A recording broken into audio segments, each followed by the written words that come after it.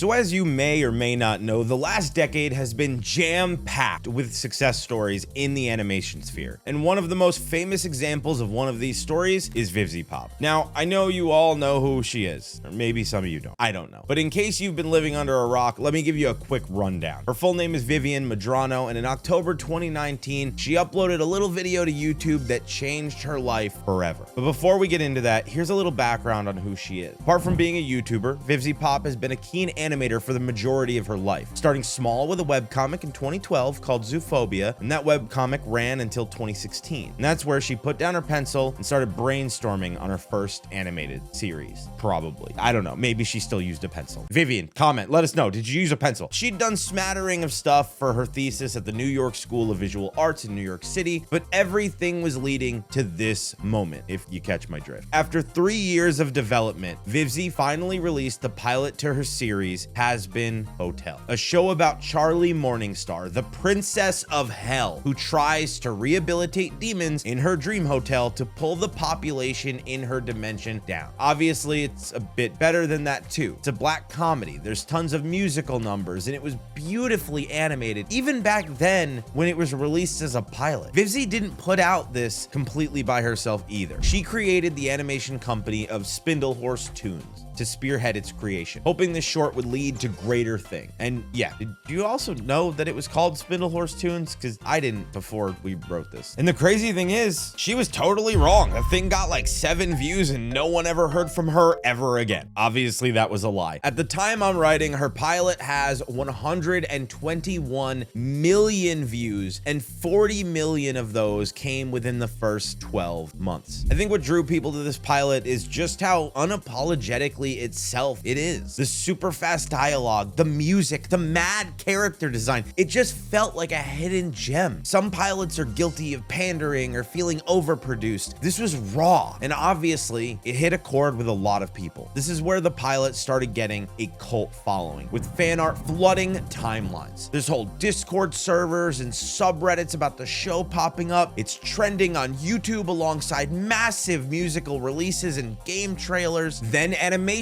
sites start talking about it seriously, and mainstream outlets take notice because something clearly isn't behaving like a flash in the pan video. So after years of painstaking work, with Vivzie either self-funding or using a few generous Patreon pledges, relying on freelance animators and voice artists, Spindlehorse Toons has a following, but it's about to get much, much better than that. The fans were frothing at the mouth for more, and with that, the big boys in the industry started circling like vultures. After a few talks with some interested parties, the cinema giant A24 stepped up and put pen to paper on a deal that would greenlight Hazbin Hotel into a full series. Now, you've got to understand something here. Vivzie has the pick of the bunch, and really, she could have made it on her own terms if needed. So A24 were probably the most creatively in line with her while giving her a specific type of platform. Also, with the announcement, Spindlehorse is transformed into a fully fledged animation studio, instantly having access to bigger and bigger resources while,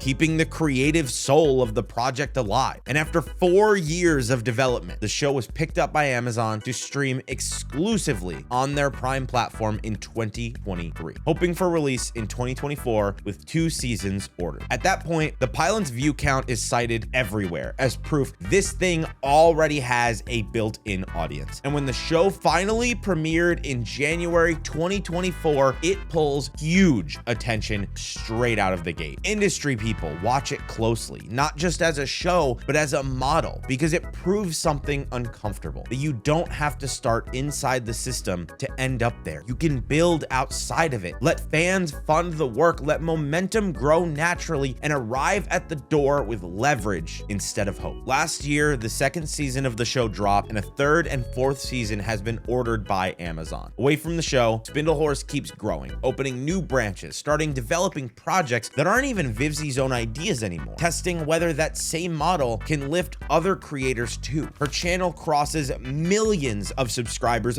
billions of views. That's billions with a B, by the way. First look deals follow. and Hazbin Hotel quietly becomes more than a show. It turns into a blueprint that Vivzy tries to execute yet again with another idea of hers known as Helluva Boss. Just a few weeks after the Hazbin pilot dropped, she uploaded another pilot to YouTube on November 25th, 2019. And this one's called, as I'm sure you guessed from what I just said, Helluva Boss. It lives in the same universe, but it's not about demon rehabilitation. In fact, it's kind of the opposite. The show is built around a demon hitman company taking assassination jobs from hell. Same sharp art style, same confidence, but from a totally different angle. And once again, the response is immediate. Millions of views roll in, comments light up, fan art starts appearing, and it becomes obvious this is not just a side project people are politely checking out. People want more of it, and they want it more now. Instead of shopping this one around at studios, Madrano makes a very deliberate call. Helluva Boss is staying online on YouTube. So to make that work, Spindlehorse leans hard into fan funding that fueled the first Hazbin pilot. Patreon becomes the backbone, merch becomes the fuel, and YouTube views fill in the gaps where they can. So this online series goes into development for most of 2020, and on October 31st, 2020, it drops. Now, the most important thing about Helluva Boss is that it's not your usual weekly episodic show, although it may have felt like that at the start. Now, with the nature of how it's made, there's gonna be gaps, and guess what? It survives anyway. Some episodes rack up tens of millions of views over time, with a few pushing past 50 or even 60 million views. The pilot alone climbs towards the 70 million mark. These are beyond cable TV size numbers, by the way, except they're happening for free on YouTube with no broadcaster involved. And it's also, you know, a stark contrast to Hazbin, a show that was in the pipeline for half a decade and is continuing to drive episode after episode and garnering tens of millions of views over and over and over again. Now, this has nothing to do with quality of the show, by the way, but more so the fact that independently animating something, if you've got the resources, time, and talent, is way more impactful on an audience. You don't get a comment section under an Amazon Prime episode. You're not gonna get that immediate feedback. Creators want to connect with their audiences, and audiences want to connect with the creators. That's a bridge that gets blocked when you go through usual industry routes. Plus, it allows Helluva Boss to be a steady show. While there are gaps,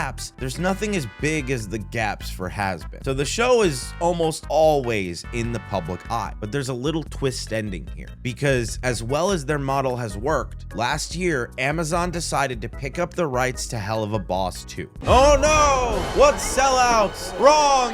Weirdly wrong! No, it's really not. It's weird, I guess. It's kind of amazing when you think about it. Amazon agrees to not only be a streaming partner, but Spindlehorse and Vivzy still get to release the episodes of Helluva Boss as they are made for free on YouTube still, which is practically unheard of. That's crazy. Now, you've got to remember, Amazon aren't stupid. They know that this show is pulling in millions of views per episode, and if a 10th of those people move over to Prime, they will be making some serious cash. So it's kind of the best of both worlds for everyone involved, which just goes to show Vivzy Pop is a pioneer. So while she, Hazbin, and Helluva are blowing holes through expectations in the US, something very similar but structurally different is happening on the other side of the planet, and it's easy to miss unless you zoom out just a little bit. In Sydney, Australia, two brothers called Luke and Kevin, I have no idea how to say their name, let's just put it on the screen, I'm not even gonna attempt to mess this up, are quietly building what turns out to be one of the most important indie animation studios of the last decade. They founded Glitch Productions in 2017, but they don't start from zero the way most animation studios do. They're already sitting on a massive online audience thanks to their long-running YouTube channel SMG4, which by the late 2010s has pulled in millions of subscribers through fast, chaotic gaming parody videos. That channel gives them more than views. It gives them leverage, money from ads, an audience that shows up on command, and proof they understand internet pacing better than most traditional studios ever will. So it's kind of like Vivzy, but their background isn't strictly animation. If anything, their background is YouTube. Their first foray into making something substantial in the space is their sci-fi show Meta Runner. It's basically a semi-dystopian show about a world where everything revolves around esports. Think Tron combined with FaZe. Actually, no, don't think that. Meta Runners isn't a super roaring success compared to Hazbin, Hotel, or Helluva Boss. But to date, the pilot has about 3.7 million views. Now, that's obviously amazing, but it is a far cry away from the 50, 60, 70, or even 100 million views that you see on something like the Hazbin Hotel pilot or the Helluva Boss episodes. Now, that's still a crazy amount for a YouTube pilot. And sure, there wasn't a load of streamers knocking on their door trying to pick the show up, but there were a few investors, namely Unreal Engine, granted Glitch $500,000 to make the show, as it's mainly animated using that software. But the people willing to sink cash in the show didn't stop there. The Australian government put up some cash thanks to the Screen Australia initiative. And incredibly, both Crunchyroll and Epic Games added more financial fuel to the fire. Crunchyroll got involved as the art style is very TV anime, and Epic Games couldn't resist getting involved in something that puts professional gaming at the heart of its story. So when Meta Runners premiered in July 2019, it immediately found an audience, and over its first season, it racked up over 10 million viewers. Screen Australia later calls it their most successful online investment at the time, which quietly sends a signal that long-form animation on YouTube isn't just viable, it's competitive. Meta Runner ends up running for 3 full seasons through 2022, totaling 28 episodes, and it gives Glitch something priceless. Proof that they can sustain a serialized story across years without a major studio backing them. But after that, a lot of studios or creatives would feel burnout, right? Not Glitch. Instead of slowing down after one hit, they do something most indie studios can't afford to do, and they expand sideways. They formally separate their comedy content from their animation work by launching a dedicated Glitch channel, which sounds small, but it does matter. It tells audiences and partners that this is not a side hustle anymore. It's a studio pipeline. Removing comedy adds that layer to them, basically saying, we're serious now. Not that they weren't serious before, but you get what I'm saying. Then in 2021, they released Sunset Paradise, a shorter action series spun out of the SMG4 universe, funded again through Screen Australia. It doesn't hit Meta Runner numbers, but it doesn't need to. What it proves is that Glitch can run multiple productions in parallel, hit deadlines, release episodes weekly once production is finished, and keep audience attention moving from one project to the next. And that is studio behavior. It's the moment that Glitch stops feeling like a YouTube experiment and starts feeling like infrastructure. Now, the next real turning point comes when Glitch opens the door to outside creators. Murder Drones launches with a pilot in late 2021, created by indie animator Liam Vickers, and it immediately stands out. It has a much darker tone, CG animation, horror comedy energy, and a very different writing voice from Glitch's previous work. The pilot pulls in millions of views and fast, and when the full series rolls out between 2022 and 2024, episodes regularly land in the 5 to 10 million view range, some climbing much higher over time. Again, these guys are acting more as a studio now. They found a creative who has basically made something that could surpass their own work, and they give him the platform to do so. Internally, Glitch later admits earlier projects were produced at a loss, while they built audience and reputation. But Murder Drones finally overperforms enough to properly pay back that investment. But this is where things are about to explode for the company, because in 2023, Glitch releases the pilot for The Amazing Digital Circus, created with Gooseworks, and the internet basically latches onto it instantaneously. It snatches over 100 million views in the first month alone. There is clips everywhere, TikTok trends, memes all over the place, fan art galore. It is arguably the most watched independent animation pilot ever released online. It currently stands at a mammoth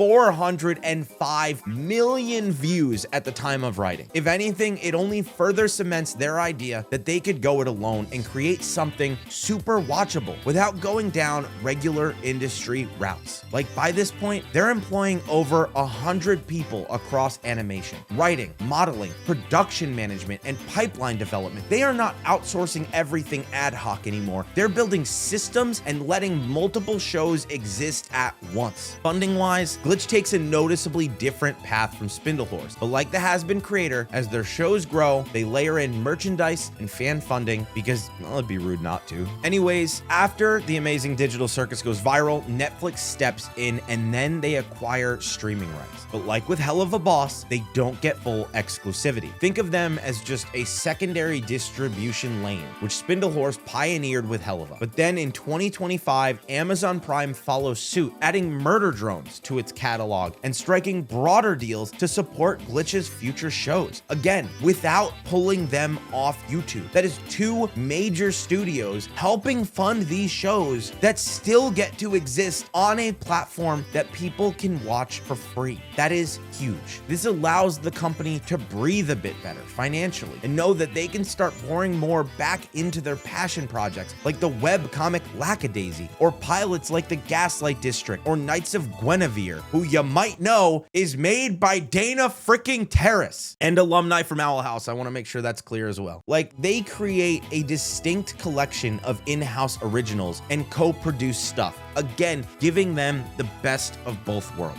What started as two brothers with a gaming channel turns into a multi-project animation studio operating across continents, platforms, and business models. And speaking of Lackadaisy, I do want to go into a little more detail around that webcomic, because that in and of itself is a really cool story. In the late 2000s, a woman by the name of Tracy J. Butler created Lackadaisy, a comic about a rivalry between two bootlegging groups of cats who are trying to smuggle alcohol during the Prohibition. Now, that's an elevator pitch already. But trust me, if you've read it, the mood it creates is just as good. It's soaked in attitude. It feels jazzy, sultry. Basically, it has all the hallmark of a classic comic. It's certainly not gag strip stuff or quick hitting. It was pretty groundbreaking in the fact that it has pretty slow character development and it thrives when using long-form storytelling. Plus, the noir-y illustrations are so good, you can see why it's lasted the test of time. Considering the internet is in the era of instant gratification, the fact that Lackadaisy has lasted for nearly 2 decades is kind of crazy. But there's another angle to this though. Back then, animating things wasn't as easy or as cheap.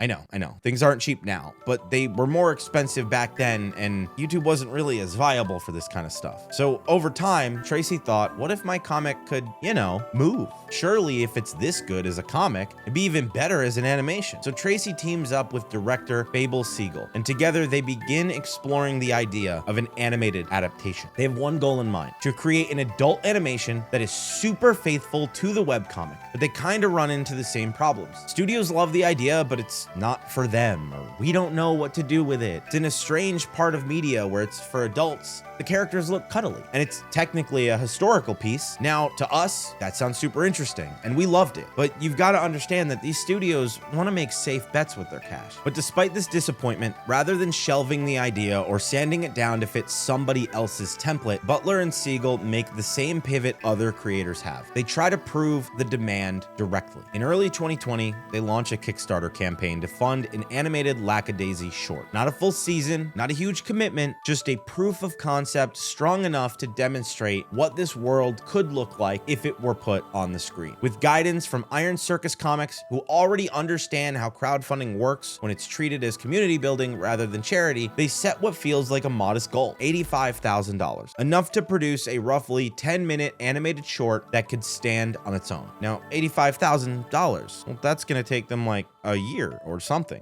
right? Psych! That's the wrong number!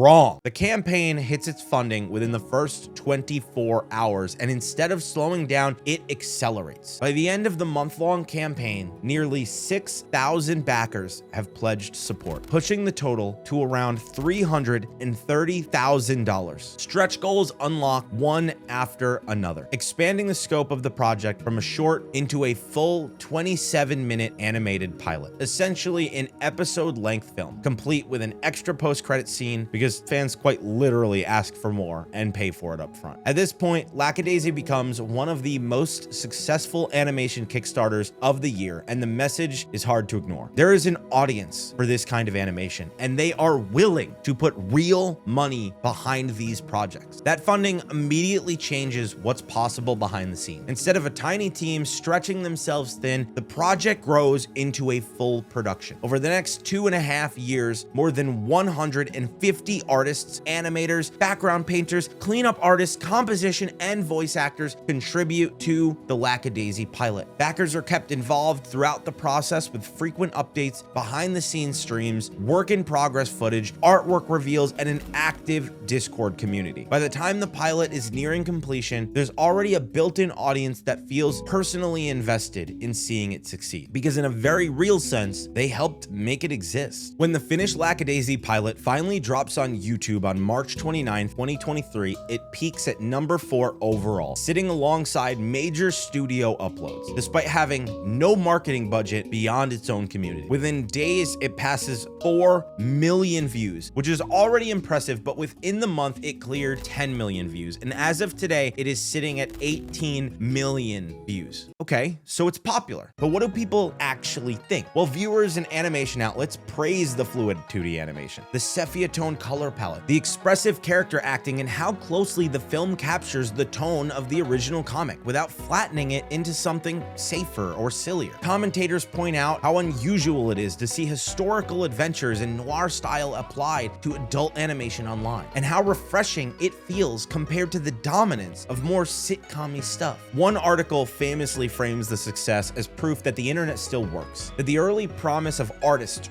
rallying global audiences without gatekeepers is still alive and well. And this popularity means that merchandise sales spike, with fans picking up comic reprints, soundtrack albums, and character items tied to the pilot's release. The comments section is filled with tens of thousands of messages, not just praise, but detailed analysis, favorite scenes, and more importantly, they want more. So in mid-2023, they launched a second crowdfunding campaign, this time through BackerKit, aimed at funding a full first season of Lackadaisy as an animated series. And the numbers are higher now, roughly $125,000 per episode as a baseline, because the scope is larger and expectations are clearer. And once again, the audience shows up. The campaign raises over $2 million, enough to fund 5 full episodes at around 20 minutes each, with stretch goals unlocking additional possibilities. So yeah, it's happening. And as you could tell from the dollar amounts we're talking about here, animation is not cheap. It is very expensive. What's especially telling is what happens next. Instead of immediately selling the project off, the Lackadaisy team partners with an indie studio that understands this ecosystem from the inside, none other than Glitch Productions. In 2025, the Aussie boys come aboard and are co-producing the series while allowing Tracy full creative control. So this is basically indie animationception, because it's one independent creator helping another. As of the end of 2025, the Lackadaisy animated series is in active production, with plans to release episodes online in the same spirit as the pilot. Now, that's what I call a success story. However, the next person I wanted to look at, while their story contains some of the biggest highs we've touched on today, it easily ends with the lowest low.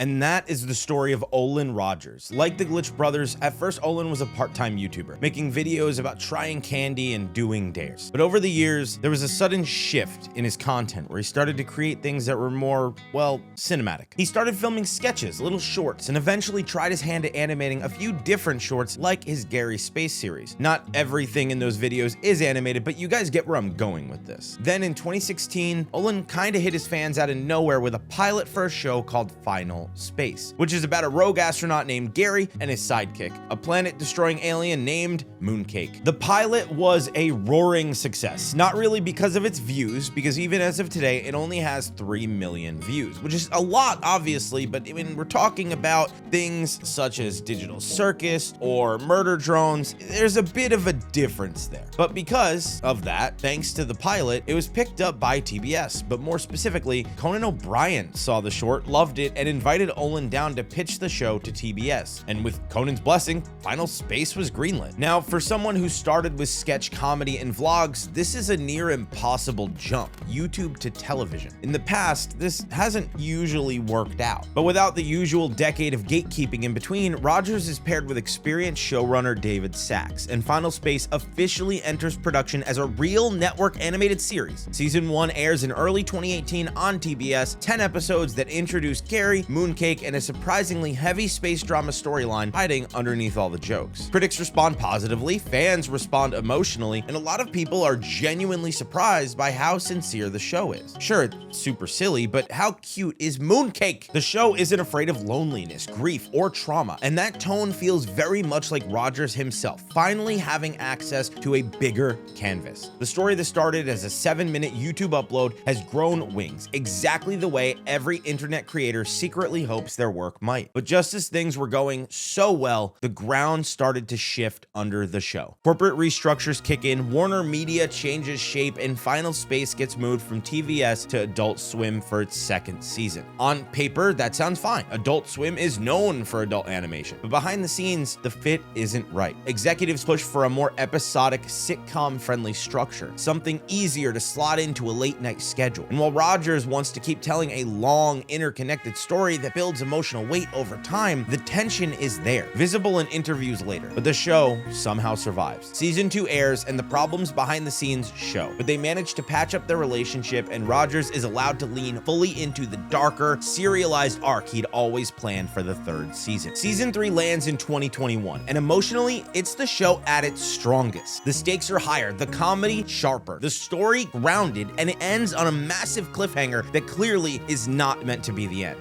Except that it is. And I don't mean that Olin meant this to happen, I mean the show got canceled. In 2022, Olin confirms that his show is being pulled off the air, but this isn't a normal cancellation. Instead, Final Space is getting erased, because after the Warner Media and Discovery merger, the company starts aggressively cutting content for tax write-offs, and Final Space got caught in that financial black hole, meaning that it's not allowed to exist anywhere. Streaming versions vanish, episodes are removed, social media accounts announce the show has effectively been wiped. There's no DVDs, no Blu-rays, no physical copies for fans to hold on to. Rogers explains publicly that once existing licenses expire, there will actually be no legal way to watch Final Space anywhere. And with that, any chance of the vast majority of people finding it. You're not gonna pirate something if you're not aware it exists. 5 years of work, gone. Over a decade of dreams, gone. Worst of all, not because people didn't care, but because it was cheaper to pretend it never existed in the first place. And as you can imagine, Olin's devastated. I mean, the show he poured his heart and soul into has been ripped away from him. Years and years of blood, sweat, and tears, gone in an instant. So, Olin returns to YouTube to let the fans know what's happening as he fights to save something. Fans rally around him with the hashtag #RenewFinalSpace. They're flooding social media, trying to save something that realistically has already been buried. Rogers never promises a miracle, but he refuses to stop fighting, and after a couple of years of legal battles, he does come away with a small victory. Warner Brothers Discovery allows him a one-time license to finish the story as a graphic novel. Sure, he doesn't get to do the whole big send-off for the show, but he does finally get to end things how he wanted. He's currently selling the book on his site, Save Final Space, and it's due to be released sometime in the middle of this year. As the saying goes, as one door closes, another one opens, because while most people would let this situation beat them, them, Olin doesn't.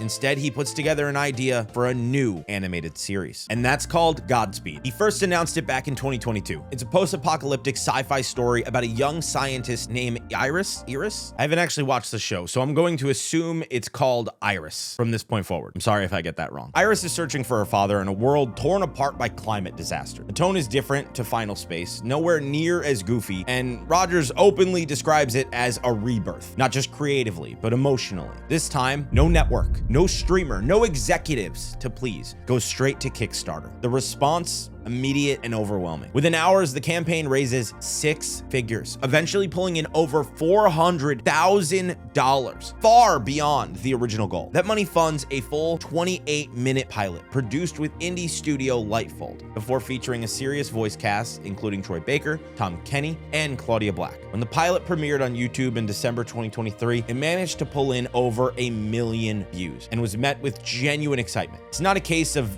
wanting something good to happen to a guy who deserves it. This is a genuinely interesting idea for a series, and the fans want to see it. So second Kickstarter for episode 2 launches pretty much immediately and clears $100,000 in hours, eventually hitting around $300,000. Pre-production begins, and once again, Rogers is in control, working directly with artists, letting them experiment. Godspeed exists because Final Space died, but it also exists because Rogers learned exactly what independence actually costs, more specifically, what it protects. In many ways, you could say Olin's story is a cautionary tale, but I like to look at it as an outlier rather than a rule. Plus, if anything, it reignited his love for making things on his terms again, and that's the main through line for all of these creators, is that even if they didn't have the success, they would have done it their own way anyways, as long as they had the means and financial capability. So when it comes to look at Olin Rogers with the story of Lackadaisy alongside Hazbin Hotel, Helluva Boss, and Glitch's growing slate, a pattern becomes impossible to ignore. From roughly 2018 onward, independent animation stops being a novelty and starts behaving like a parallel to the industry. Creators initiate projects themselves, fund them through fans, grants, or hybrid models, release them directly